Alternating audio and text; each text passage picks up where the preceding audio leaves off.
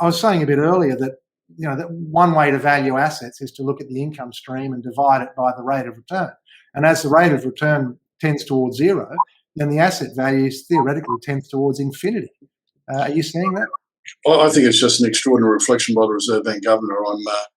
I have to be honest, I'm not a massive fan of some of the Reserve Bank strategies, and this is one that I think is going to end badly. It may be 4 or 5 years away before that happens.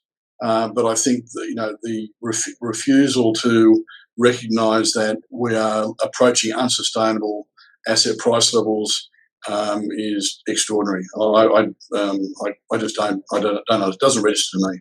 So I think it's dangerous. And I think the fact there's no wage growth, there are so many other influences in the market other than wages into asset prices. All we've done over the last 2 years is effectively nobble a lot of self-funded retirees who have gone from having a reasonably comfortable lifestyle to literally having to go into the age pension. And I think we've got to look at holistically from the government's point of view. They've got to have a look at the impact on pensioners and the impact of these asset bubbles, because it's going to have a systemic effect, which is going to be very negative. I think, again, history is a good guideline for where we are and where we're going.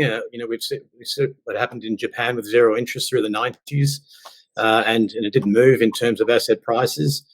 There's a concern that, the government, the Fed, with zero interest rates through the balance of the next decade, has not too many levers to play with.